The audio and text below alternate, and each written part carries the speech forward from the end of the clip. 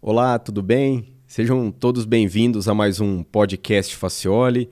Hoje nós estamos aqui, além do meu fiel companheiro de bancada, Dimas, nós temos um convidado aqui bastante especial também, que é o Cristiano. O Cristiano é bacharel em matemática, mestre em estatística pela UFSCar, atua como consultor e é professor de pós-graduação na Fundaci USP. Cristiano, seja muito bem-vindo, é um prazer ter você aqui na mesa para a gente fazer um bate-papo sobre o ambiente organizacional e todos os desafios que as empresas têm, principalmente no que diz respeito a esse meio tão interessante que você trabalha aqui, que é análise de dados, estatística e tudo mais. Seja muito bem-vindo. Obrigado, boa tarde.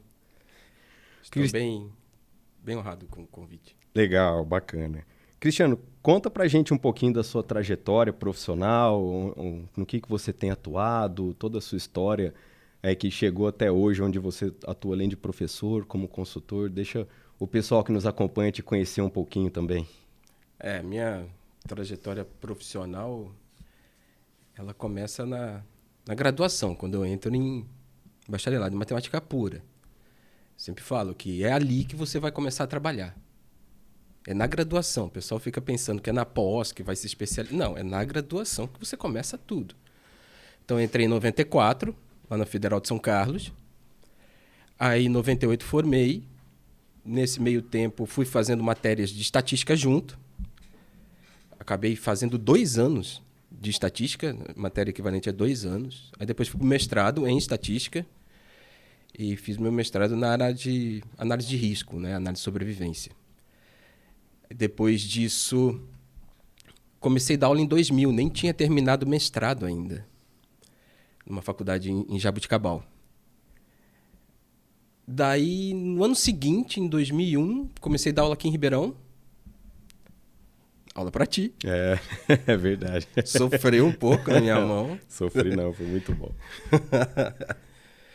E fiquei aqui em Ribeirão dando aula na graduação até 2019. Aí foi quando aí eu decidi parar com a graduação, porque estava me tomando muito tempo e estava tomando o tempo das consultorias, né? Porque eu comecei a dar consultoria em 2008. Abri a empresa, tudo, e fui dando as consultorias em relação àquilo que me era pedido. Sempre voltado para a área de finanças. Sempre voltado para a área de finanças. E nos mais diversos nichos, sabe? Uma coisa assim bem interessante. Daí, hoje, só estou na Fundaci da USP dando pós em MBA e com bastante consultoria aí para trabalhar. E essas consultorias são todas voltadas para a parte de dinheiro, a parte de finanças. Só que a graça é que, como eu sou estatístico e também sei um pouco de contabilidade, então todas as consultorias que eu dou, eu envolvo essas 3 frentes. E acaba saindo uma coisa assim bem legal, porque fica diferente.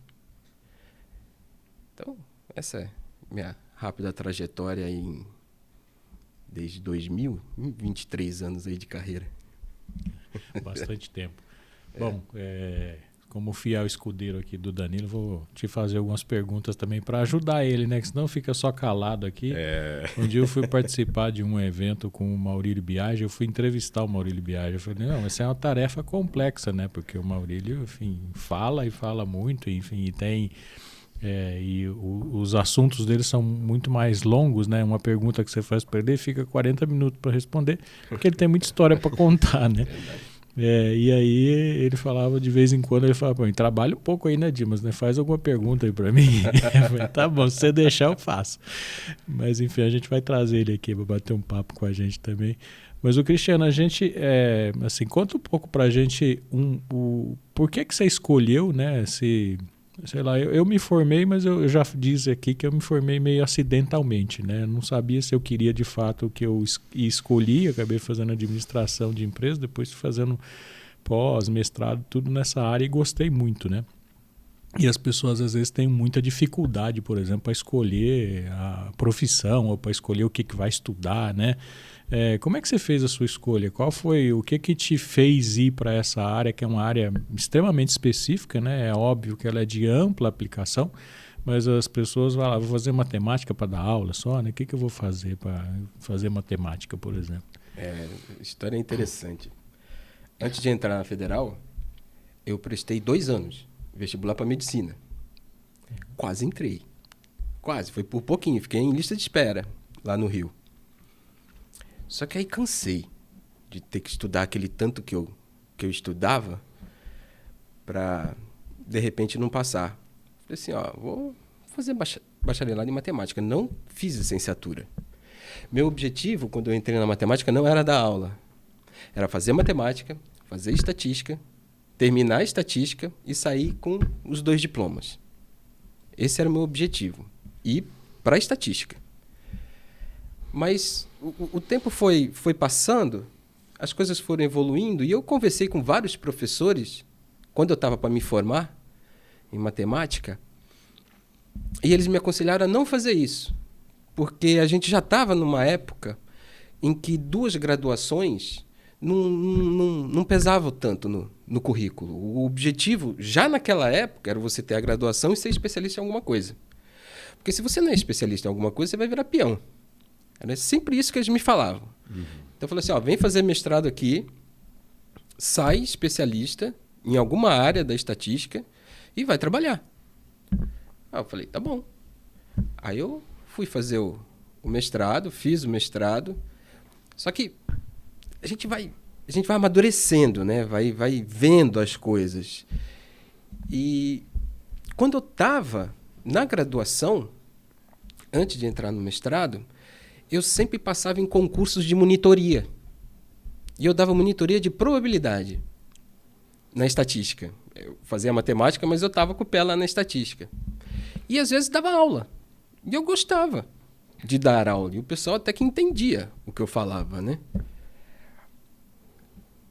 No mestrado, eu recebi o convite para dar aula numa faculdade.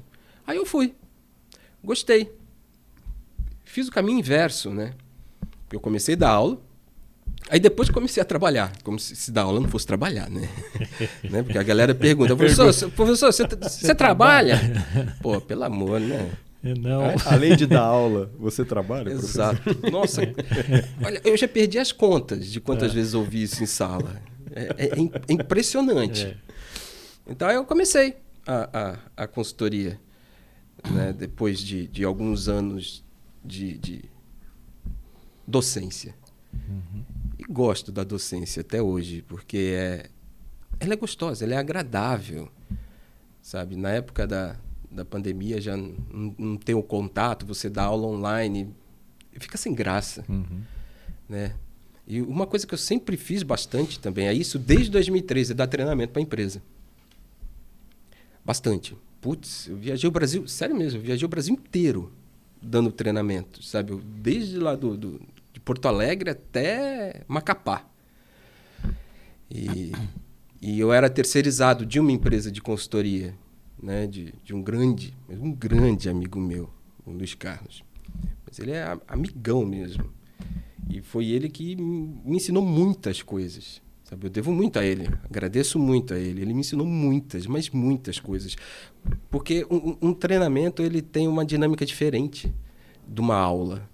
Tanto para pós quanto para graduação, sabe? No treinamento você tem que ser um pouco mais ágil, tem que ser mais prático.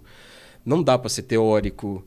Então, é um bate-bola, sabe? E como eu dei treinamento online, dei treinamento presencial, não tem nem comparação. O treinamento presencial ele é muito mais agradável. Porque você vai na mesa, você monta os grupos. Dá para fazer isso no Zoom também? Dá. Sem problema. Você tem os grupos, as salas onde... Mas, pô, você vai lá, você explica. É aqui. Ainda mais que eu nunca dei um curso só de falar. Todos os meus cursos sempre têm conta. Não tem como escapar disso. Não tem. Sabe? E mesmo que não esteja na grade, eu ponho a conta ali, porque eu sei onde colocar. É gostoso, sabe? Fazer uma análise. que seja qualitativa, mas tem uma continha ali para você fazer. Então, foi esse lance de medicina que me jogou para matemática. Bacana. A gente sempre fala que assim, você precisa ser apaixonado pelo que faz, né? Para você ser feliz no que faz, e obviamente, óbvio que você precisa se preparar também. Não adianta você não se preparar, que você vai ser triste, porque você não vai conseguir fazer o que você quer fazer, né? Exato. Então a gente sempre fala dessa paixão, e você conta muito essa paixão para a gente quando você está conversando aqui com a gente. E hoje, assim, a medicina está perto de você, né? Porque você presta serviço para médicos, para dentistas, etc. Você contou um pouco disso para a gente, né? Sim. Então, conta assim, duas coisas, né? Primeiro, essa questão, o que você faz na consultoria, né? E um pouco da história que eu te conheci, o Danilo te conheceu como aluno, né? E aí ele me apresentou você, falou, o Cristiano, a gente estava com uma dor de cabeça muito grande lá na Facioli, que a nossa base de dados de pesquisa de remuneração é uma base gigantesca, tem 308 mil frequências lá, por exemplo, 308 mil informações de salários, né? E a gente usava, para fazer corte de extremos, a gente usava o desvio padrão, e não estava funcionando mais nesse volume todo de informações, né? Porque a gente tem empresas de diversos tamanhos lá, isso não estava funcionando mais. E a gente fica falando tanto de inclusão, a gente estava sendo exclusivo, né? Porque eu jogava os extremos fora, falava, isso aí não presta. Ficava lá a informação, mas jogava fora. Falava, não, nós temos que ser inclusivos, né? E chamamos o Cristiano lá, foi o Cristiano, dá uma mão pra gente aqui, porque a gente não sabe como sair dessa enrascada aqui, para poder, enfim, a gente de fato mostrar para o mercado, né? Mostrar para as empresas que assinam a nossa plataforma todos os dados que estão aí, né? E onde é que ele está classificado, e enfim, foi esse... Aí que a gente conheceu você, e você veio com uma solução até rápida para a gente, né? E já modificamos todo o sistema, inclusive fez toda o link lá com o nosso pessoal de desenvolvimento para poder escrever isso, desse jeito que escreve, essa conta é desse jeito, enfim, fez isso de maneira muito clara. Conta um pouquinho então, enfim, como é que você chegou nessa solução para a gente e o trabalho que você faz de consultoria. Eu gosto de trabalhar com empresa de serviço. É o que eu mais gosto, porque é desafiador você mensurar o preço daquele serviço. Então, o que eu mais faço é pegar uma empresa de serviços, ou consultório médico, ou consultório de dentista, ou uma agência de marketing, seja qual for essa empresa de serviço. Eu passo um pente fino nas finanças dessa empresa em relação a faturamento, custos, despesas fixas, variáveis, e chego num valorzinho que a gente chama de markup. É o markup da empresa, né? É um fatorzinho numérico que te ajuda, dentro de uma fórmula matemática, a colocar preços nas coisas, nos serviços. E é uma coisa assim bem legal, porque quando os dados vão sendo passados para mim, nem sempre em Excel, às vezes vem em PDF, né? Eu até brinco, todos os dados que você tiver, mesmo que seja escrito em folha de papel de pão, me manda, né? Que eu ponho lá na planilha para achar a sua cara. E normalmente eu demoro um mês para fazer isso. Todo esse pente fino. Já nesse pente fino, eu já consigo reconhecer vários problemas que a empresa está tendo. Porque só me chamam quando tem problema. Não adianta. Só me chamam quando tem problema. A gente chamou porque tinha problema. Então, só me chama para isso. Churrasco do final do ano, ninguém te chama, né? Não, todo mundo esquece. Esquece. Mas aí, quando nesse primeiro mês eu passo esse pente fino, nossa, mas o que mais aparece? Assim, olha, você está recebendo muito para frente e está pagando muito para perto. Ou seja, você está parcelando muito para quem vai te pagar e você está pagando muito rápido para quem vai receber. Sua contas a pagar. Exato. Quando você faz isso, seu caixa é destruído em pouquíssimo tempo. Por quê? Porque você está financiando o seu cliente. Você está financiando, porque você está jogando seus recebimentos lá para frente e as suas contas para pagar estão muito perto. Você vai acabar com o seu caixa. Ah, mas eu vou receber lá na frente. Tudo bem, você vai receber lá na frente, mas o seu caixa vai estar abaixo. Com caixa baixo dá para trabalhar? Não dá, não consegue trabalhar. Então, logo ali, eu já falo assim, ó, seu faturamento é tal, seu custo é tal, despesa é tal, fixo, variável, já, sabe, já dou o panorama. Agora me fala o seguinte, pergunto, né, para o proprietário da empresa. Você paga os seus insumos, as suas coisas, no máximo até quantas vezes? Ah, eu consigo no máximo 4. E você parcela o seu serviço em quantas vezes? Ah, 8, 12. Eu falei assim, pronto. É impressionante. Quando a empresa está com problema de caixa, esse é o primeiro fator. É incrível. Eu falo assim, ó, pode parar. Porque eu mostro, você tem faturamento. Seu faturamento é maior que o seu custo, que a sua despesa. Então, você tem lucro. Pô, mas eu não vejo a cor do dinheiro. Claro que não vê. Você recebe pouquinho e paga muito. Você não vai ver o dinheiro no seu caixa. Não tem como. Então, a gente já começa um planejamento ali no primeiro mês. Fala assim, olha, tenta negociar o máximo possível com os seus fornecedores. Tudo aquilo que você paga. Ah, só consegue em 4? Tenta em 6.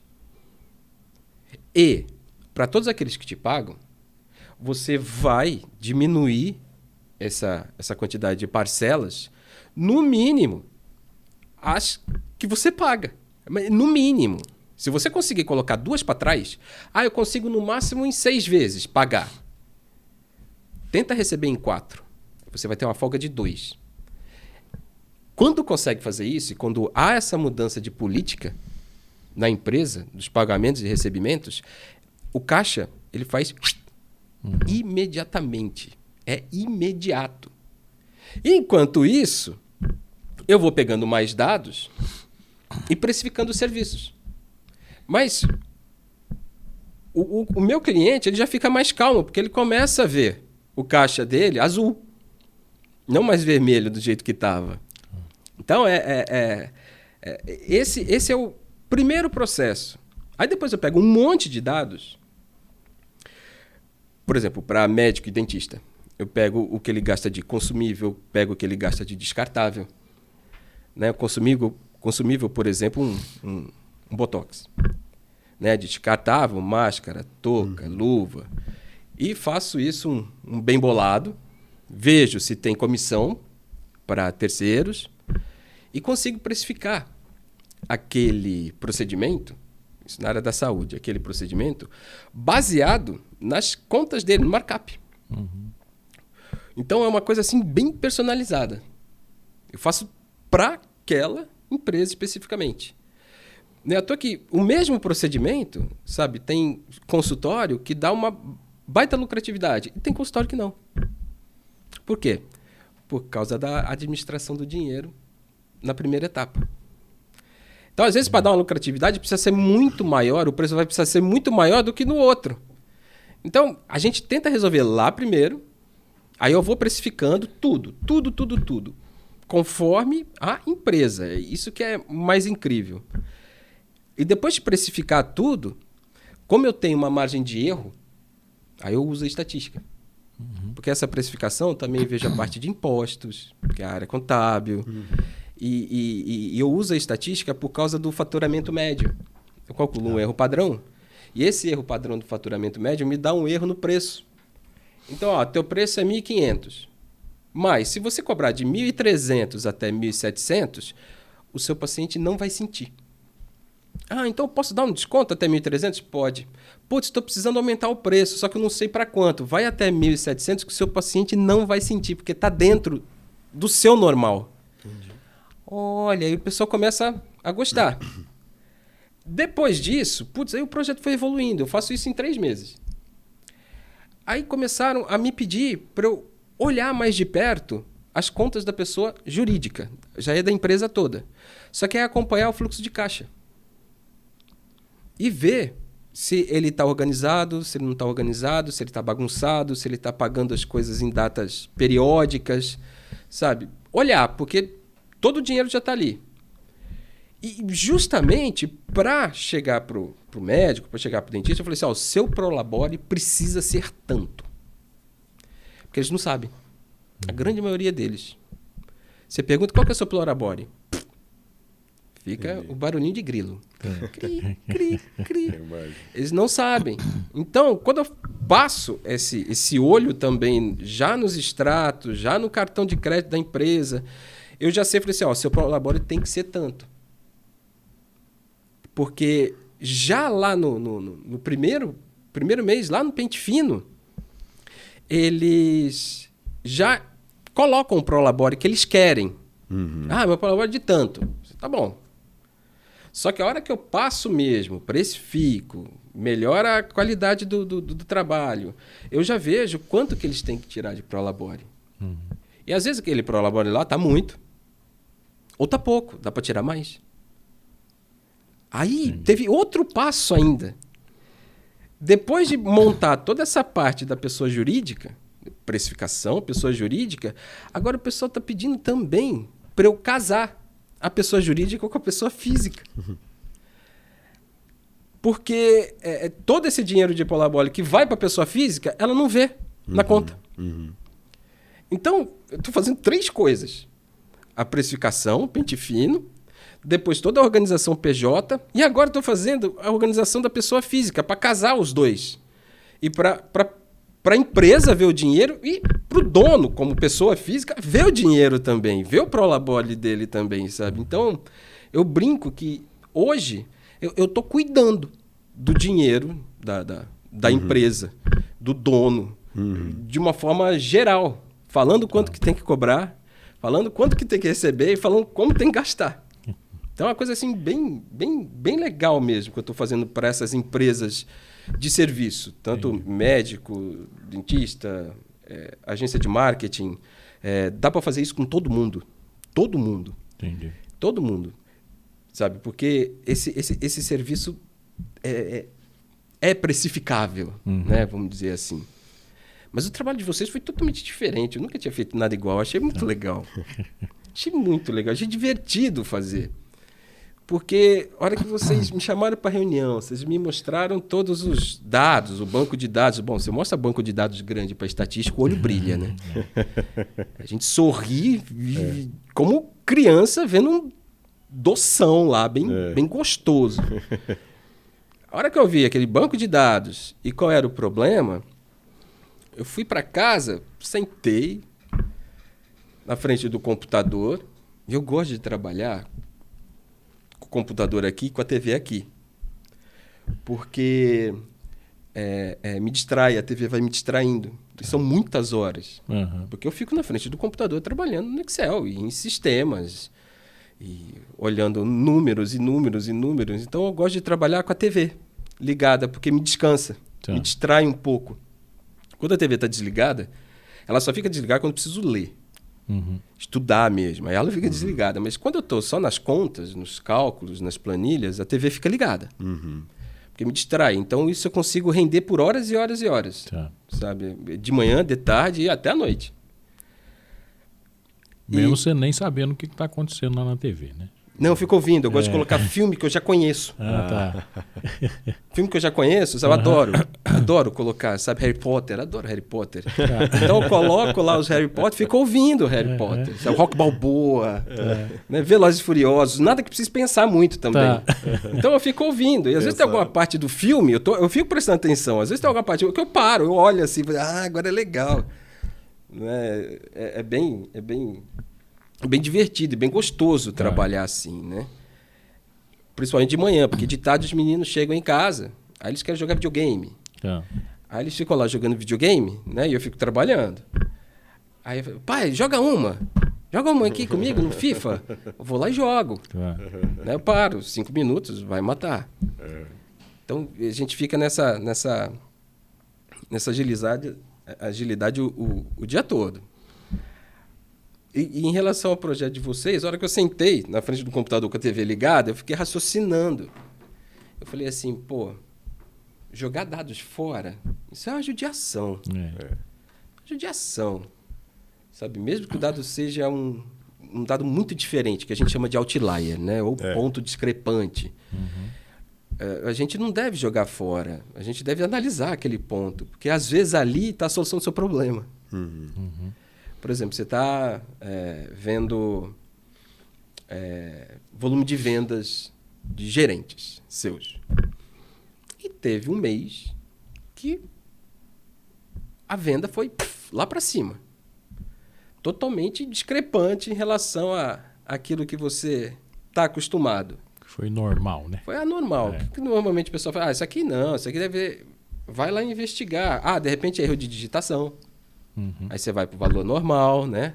Ou então, teve um treinamento, ou então teve algum gerente novo que entrou e que bombou esse negócio para cima. Você vai lá ver, fala assim, putz, o que esse cara fez então, já que ele vendeu tanto? Aí, o que você fez? Aí o cara às vezes te descreve, te dá ideias. E você começa a implementar aquilo na empresa para todos os outros, para todo mundo subir junto. Então o outlier ele não deve ser jogado fora, ele deve ser analisado. Se for para jogar, joga. Erro de digitação, joga fora. Ou volta para o valor que deveria ser colocado. Mas às vezes você tem uma solução do seu problema ali. Então eu fiquei pensando, assim, putz, não vou querer jogar os dados fora. Aí veio a primeira ideia. Vou categorizar. Vou criar faixas de salários. Foi essa a ideia, sabe? E foi no mesmo dia. Que eu fiquei pensando. Falei assim, putz, vou criar faixas. Porque o banco de dados de vocês é grande. E tem uma discrepância muito grande, né? Do salário mais baixo até o salário mais alto. Sim. Porque está lidando com muitos nichos diferentes. Regiões diferentes, tamanhos de empresas diferentes. Então, qual foi a ideia? Eu falei assim, vou categorizar. Por quê? Porque as empresas, dentro do mesmo nicho, elas têm salários parecidos para aquele cargo específico. Tem. Né? Empresa pequena paga um pouco menos, empresa gigante paga um pouco mais, ou vice-versa. Depende do cargo que está sendo analisado. E falei assim, tá bom, vou criar categorias. Mas como que eu vou criar categorias?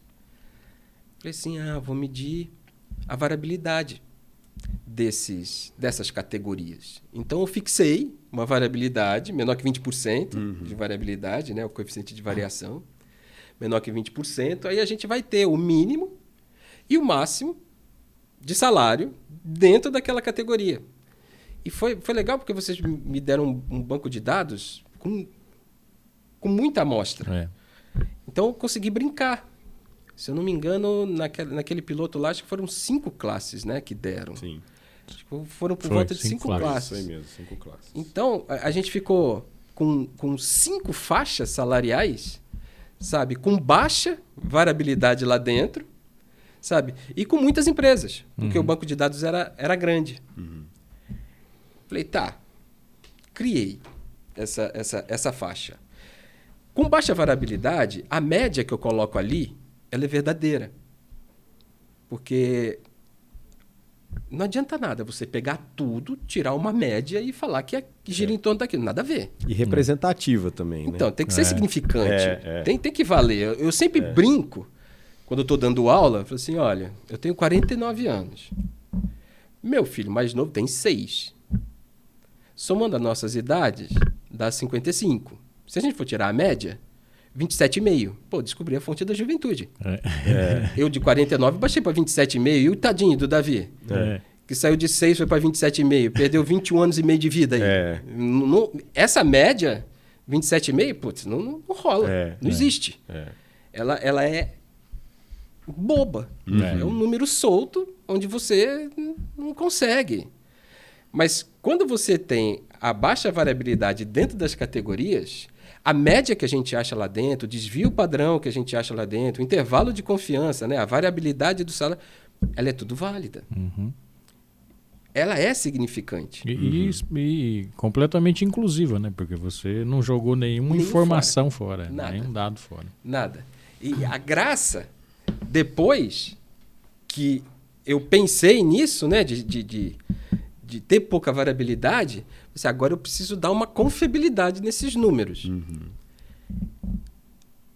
óbvio que veio o intervalo de confiança na minha cabeça, né? Por quê?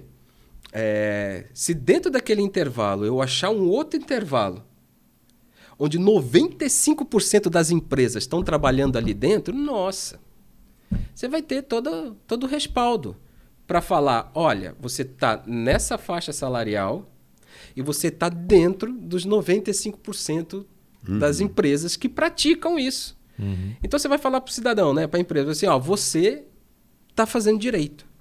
Você está dentro do mercado, você não está andando contra, nem está pagando muito pouco, nem está pagando muito. Então, a ideia do trabalho de vocês foi exatamente essa, sabe? E aí a gente foi até um pouco mais além, porque a gente ainda deu ranking, né? A empresa, o intervalo que possuía a maior quantidade de empresas, ela é a primeira do mercado, e depois a gente foi diminuindo. Então, pelo menos na minha visão, se você quer saber se você está indo direitinho no mercado, você precisa participar da faixa salarial onde tem o maior número de empresas. Exatamente. E está dentro daqueles 95% de empresas que trabalham naquilo. Isso para mim é o ideal. Porque você está andando com o mercado. Para mim, o pior cenário é quando você está naquela classe onde quase ninguém trabalha e ainda fora daqueles pra 95%. Cima ou para baixo. Para cima ou para baixo. Exatamente. Esse é o pior cenário para mim, quando você está na categoria que tem menos empresa e fora daqueles 95% ainda. É completamente descolado de qualquer prática de mercado, ou das melhores práticas de mercado, enfim, ou as mais usuais do mercado também, enfim. Eu achei esse trabalho muito legal. Eu adorei fazer. Nunca fiz algo parecido. Foi bem único mesmo. A gente gostou também. Solucionou o nosso problema.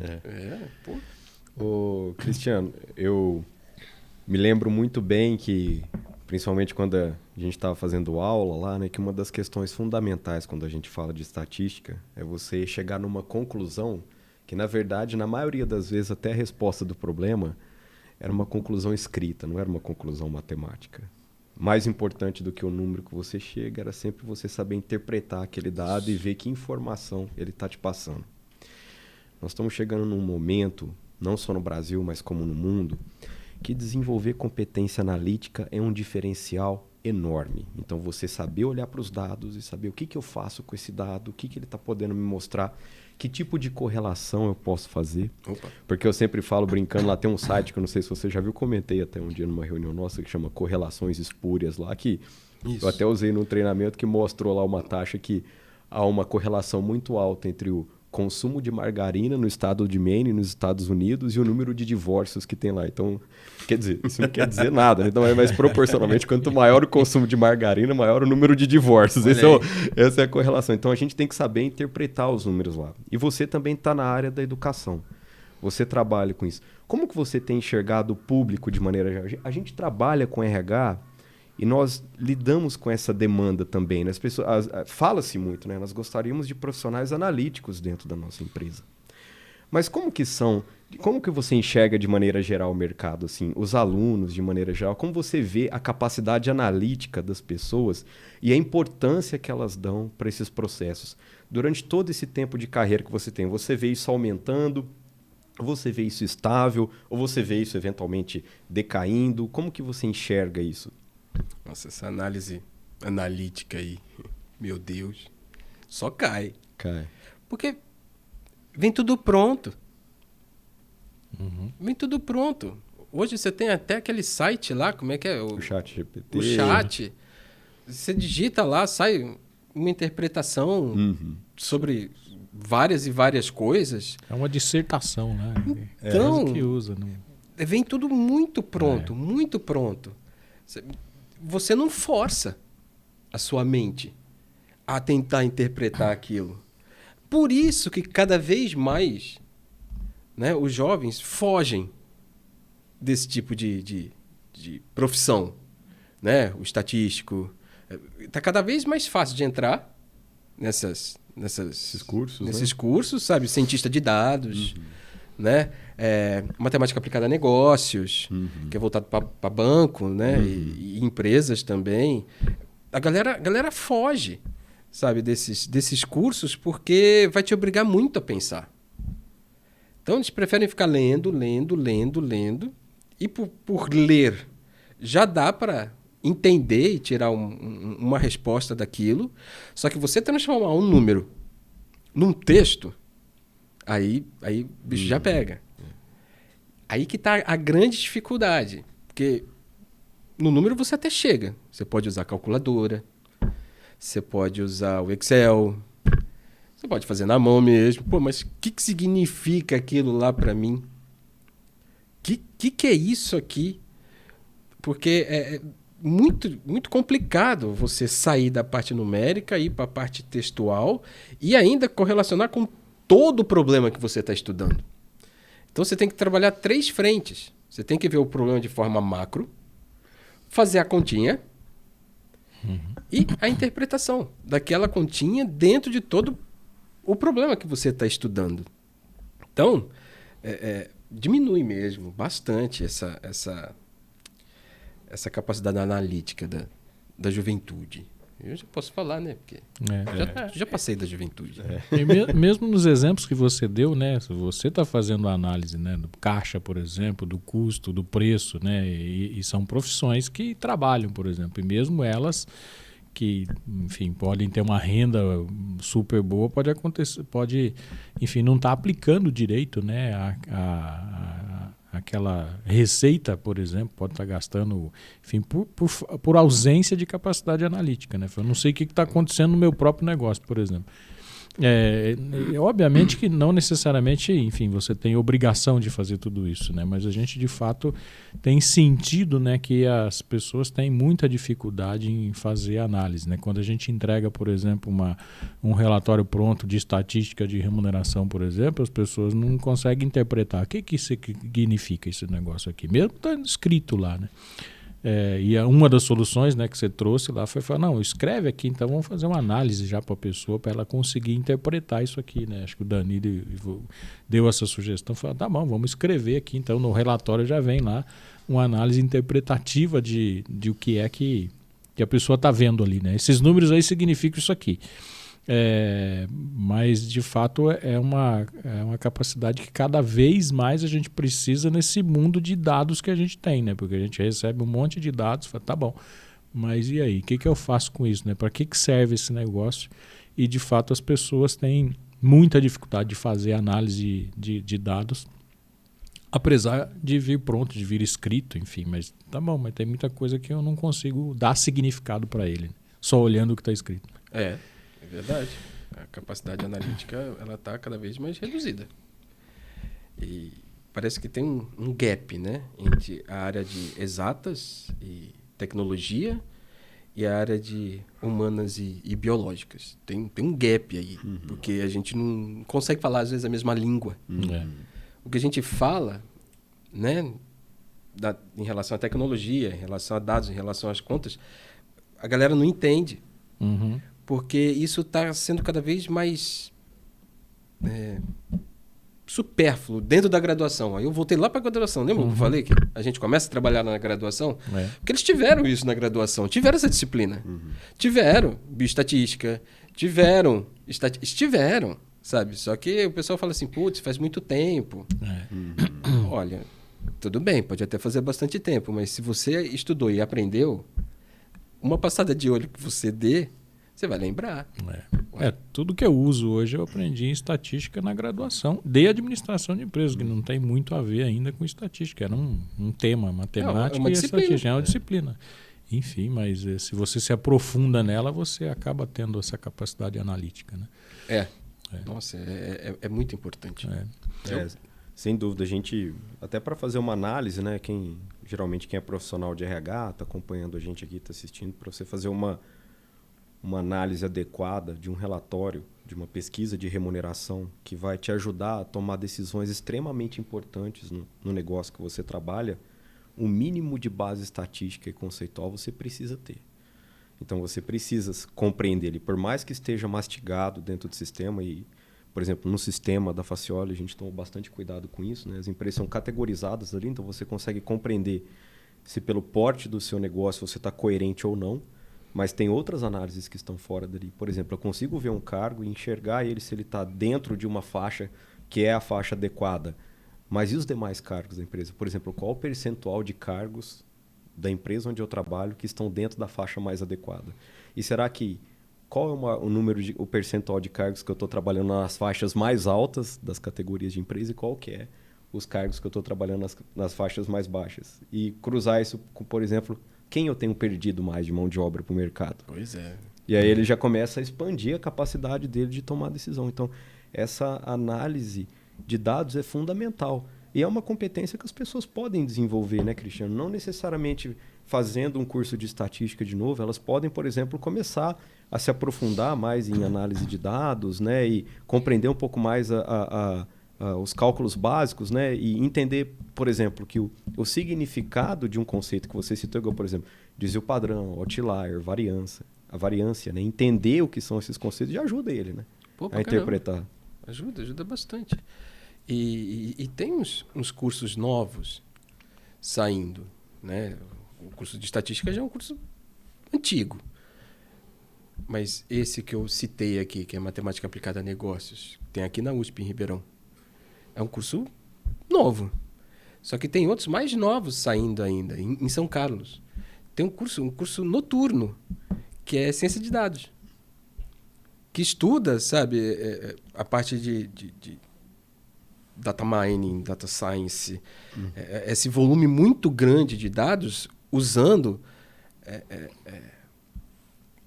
partes específicas da tecnologia e partes específicas da estatística. Uhum. Eles juntam as duas coisas, sabe? É incrível o resultado disso. E tem um curso noturno desse lá na USP.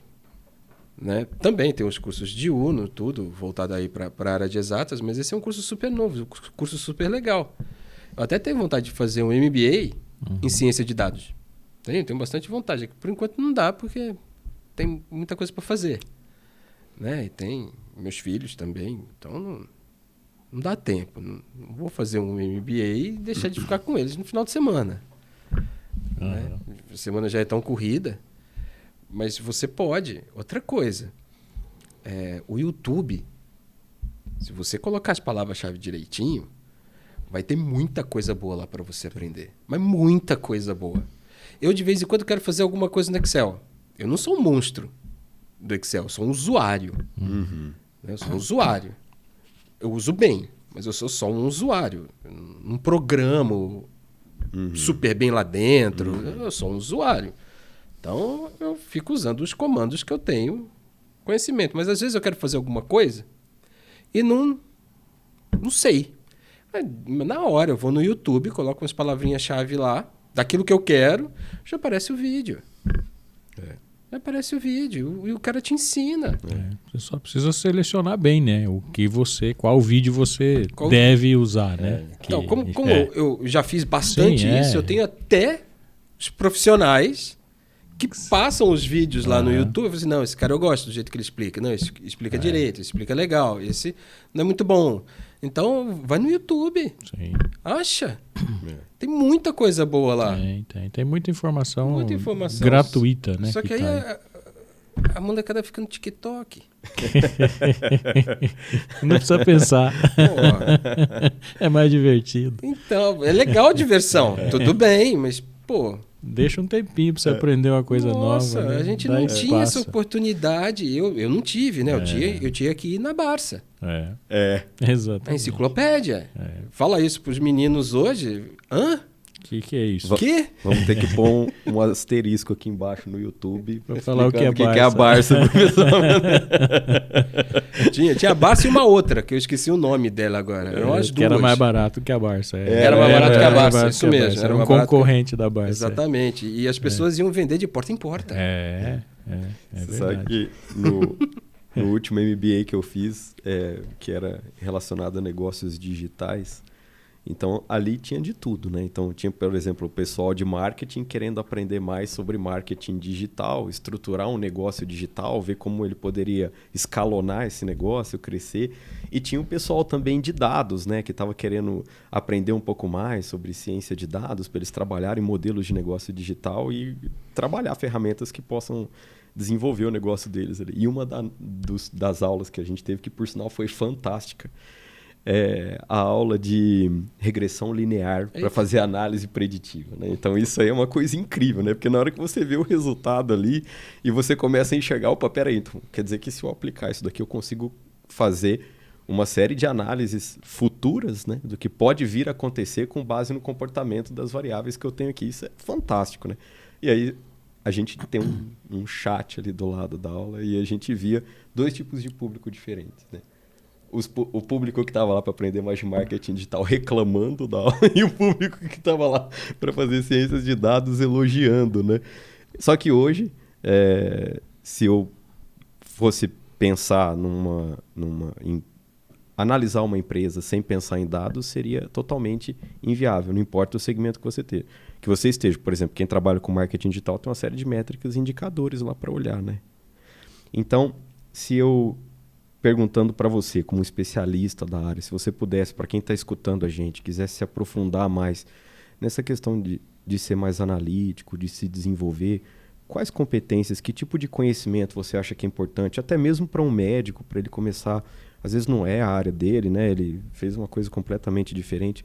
O que ele deve começar a prestar atenção profissionalmente para ele poder focar mais em dados, desenvolver mais essa competência? Não precisa ser um especialista aqui no caso, né, Cristiano? Mas poder se aprofundar nisso. Que dica você daria para quem está acompanhando a gente para se desenvolver mais nessas questões de análise de dados? Deixa eu engatar nessa linha aí, você vai responder 2 de uma vez agora. Tá bom. Nessa linha que o Danilo está indo, né? A gente fala muito de People Analytics hoje, né? Então, por exemplo, em RH a gente usa isso todo dia. Segunda-feira acho que o Danilo fez um evento lá para quase 50 pessoas. Foi segunda, né? Segunda-feira. Para falar sobre People Analytics, o que é isso, para que serve, né? Como é que você pode trabalhar isso e tudo. Toda a nossa linha de desenvolvimento de software está indo para People Analytics, né? Porque a gente pode olhar, por exemplo, a remuneração paga, mas a gente pode olhar o perfil da pessoa também, né? Qual é o perfil que ganha mais, por exemplo, né? Qual é o perfil, quais são as competências que são melhor remuneradas, né? Então, tudo isso dá para a gente analisar, dá para analisar essa questão de faixa etária dentro das organizações, né? Quer dizer, quem é que é mais produtivo aqui? É o mais novo, é o mais velho? Ou isso tem relação com o conhecimento, tem relação com experiência, sabe? Então, enfim, também que competência os profissionais que estão dentro das empresas podem desenvolver ou explicar um pouquinho o que é People Analytics, por exemplo, nessa questão das competências analíticas, né? Importante que o Danilo colocou para você, mas assim, dá uma visão mais clara, por exemplo, o pessoal fala que People Analytics é para analisar as pessoas. Você fala, também. Para isso, né? Mas enfim, pode ser um monte de outras coisas também, né? Olha, a principal coisa em relação a essa parte analítica é você ampliar seus horizontes, não ser assim, sabe? Você saber cruzar informações, igual a da manteiga e do casamento. É um cruzamento. Uhum. E isso é extremamente prazeroso fazer, extremamente importante fazer, só que quem consegue fazer isso mesmo de verdade é quem já tem um bom conhecimento daquilo que envolve toda a empresa. Sabe? Aí que está o lance. Você falou de regressão linear. Tem outros tipos. Tem a múltipla, onde a gente não fica vendo se tem a relação entre o preço da farinha de trigo e o preço do pão. Sobe o preço de farinha de trigo, sobe o preço do pão. Só que eu só estou analisando 2 coisas. Só que dá para analisar muitas de uma vez só. Muitas. Eu estou começando a fazer meu doutorado. Minha área vai ser analisar a eficiência de cooperativas. Bancos cooperativos, agrícolas. Tá. Vou para essa área, porque é uma área pouco estudada aqui no Brasil. Então, eu vou medir a eficiência deles. Só que a gente está num grupo lá na USP, aqui em Ribeirão, chama Grefic, esse grupo, e tem um rapaz fazendo mestrado, o Zé, onde ele está analisando o efeito do crédito no mercado e o efeito do mercado no crédito.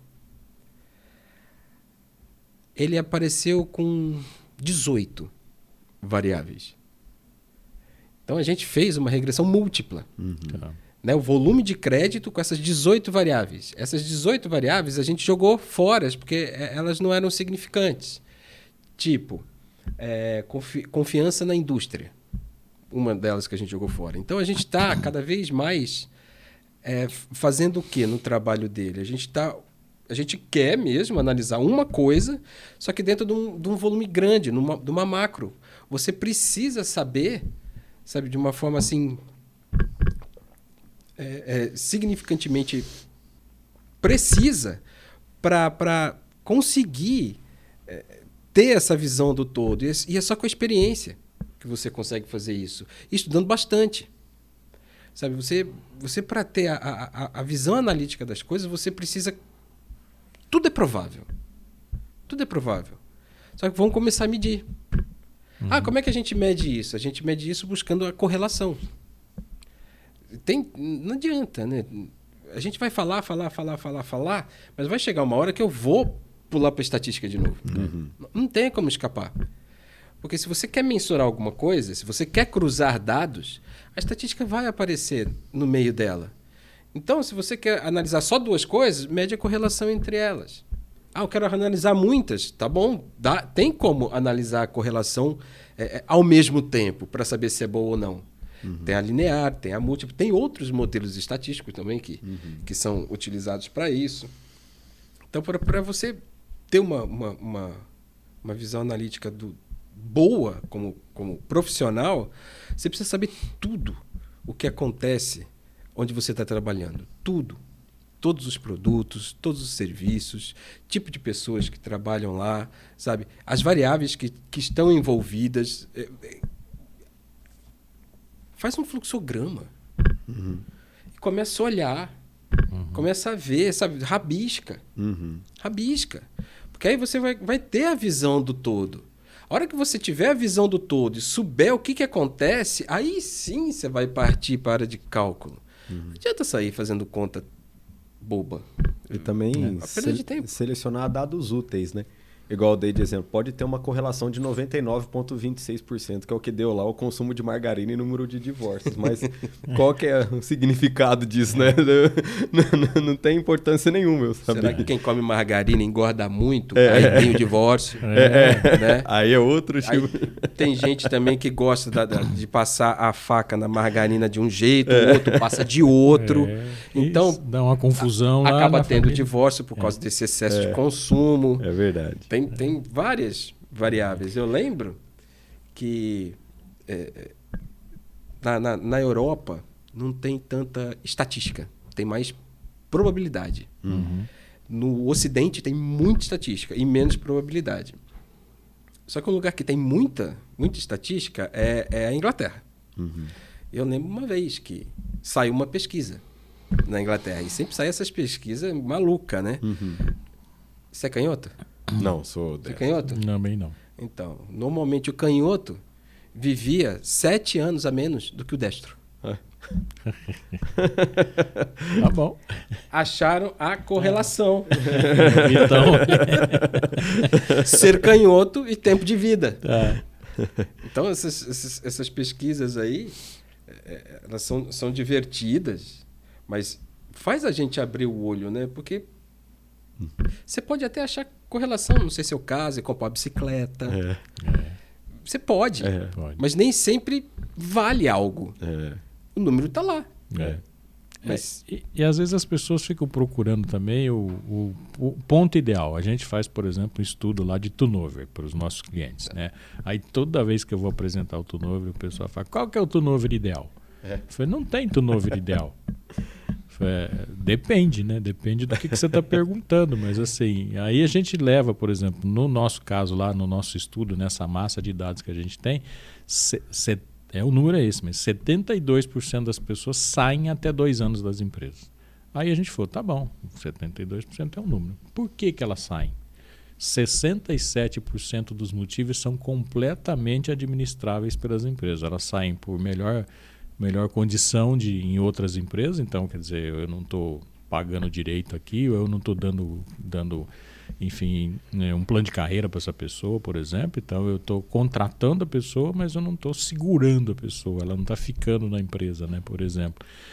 Outra é a questão de não adequação à política. Eu falo, então o que está errado na minha política que as pessoas vão embora, né, antes de 2 anos? Né? Então são coisas administráveis. E aí as pessoas ficam buscando qual é o índice ideal. Eu falo, não é o índice ideal, você precisa resolver os problemas que estão aí. Né? A gente sabe que 70% do seu público sai até 2 anos, ou você está contratando errado, tem algum processo aqui que você não está... A pessoa sai, né? Essa pessoa que saiu em 2 anos, você sai correndo no mercado para buscar uma outra para substituir, você contrata qualquer um. A gente começa a fazer processo de seleção, por exemplo, as pessoas, o perfil é absolutamente tranquilo para a gente fazer. Aí depois as pessoas começam a colocar restrição. Não, mas não pode morar aqui. Não, mas não pode torcer para o Corinthians. Não, mas não pode não sei o quê. Mas não pode não sei o quê. Falou, então não vai sobrar ninguém, né? Porque o nível de restrição também vai acabar não trazendo ninguém para cá. Ou assim, não, eu quero a pessoa que saiba isso, que saiba aquilo. E estatisticamente a gente mostra, falou, ó, esse sujeito aí que você quer tem 3% na nossa base de dados e ele está ganhando muito mais do que o que você está oferecendo. Então não tem jeito de você contratar ele. Ou você paga o que o mercado paga, ou mais do que o mercado paga. Não, não posso pagar. Falei, então esquece esse perfil que você está trabalhando aí. Né? Então, às vezes as pessoas ficam buscando algo que é ideal. Fala, não tem algo ideal. Assim como na remuneração, né? A gente tem lá, você falou, sei lá, você tem lá para um gerente financeiro de 7 mil a 40 mil reais. Tem, tá bom. Quem paga 7 mil e tem quem paga 40 mil reais. Quer dizer, onde é que você está e quanto é a sua capacidade de pagar. Então, tá bom, você tem capacidade de pagar 7, você vai ter que ficar aqui, mesmo que você queira pagar 40. Você não tem dinheiro no seu caixa para pagar isso, né? Então, às vezes, essa busca fácil, né? Eu dei aula também, meus alunos falam, professor, você não tem um exemplinho aí para mim, um modelinho, né? Um modelinho. Tenho, tá aí, o que você vai fazer com isso? Né? Se você não souber o que fazer com isso, pode dar 500 modelos diferentes aqui, você não tem aplicação prática para você. E que eu acho que isso tem muito a ver, né, com essa capacidade analítica das pessoas. Então elas querem as coisas prontas, mas mesmo que você dê pronto, ele não sabe aplicar. Não lê. Não lê. Não tem capacidade de interpretação. Sabe? Foi aquilo que eu falei mais para trás. Vem tudo de mão beijada. A quantidade de informação é tão grande que lê, não interpreta. E se você coloca uma vírgula diferente, já nem entende.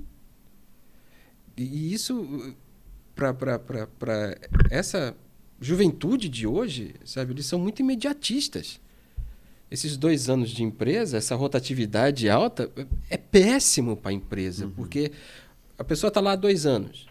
Quer queira, quer não, nós já sabemos bastante coisa daquilo que acontece. Se ela sai, se você quiser contratar alguém com esses 2 anos de experiência, você vai ter que pagar mais. Aí você volta para procurar alguém mais cru. Aí vem, só que você perdeu 2 anos, aí você vai ter que treinar novamente aquele colaborador, você vai ter que investir nele. E se você não treinar, ele só vai fazer besteira. Vai piorar mais ainda a situação. Vai atrasar, vai perder prazo. E ele não sendo treinado, vendo que está fazendo besteira, vai desanimar. O que vai acontecer? Vai sair. De novo, exatamente. Você continua com o mesmo problema. Bacana. Cristiano, muito obrigado pelo seu bate-papo. Foi muito bacana a gente trocar algumas informações aqui. Obrigado, Dimas, também pelo apoio aí nesse nosso bate-papo. A gente conhecer um pouquinho da importância dos dados, da estatística no cotidiano dos negócios. Espero que numa outra oportunidade você possa vir participar com a gente de novo. Fico muito grato pela sua participação. Eu que agradeço, foi uma delícia. Valeu, Dimas, valeu, Danilo. Foi top mesmo. Muito obrigado, Cristiano. Valeu. Sucesso. Para nós.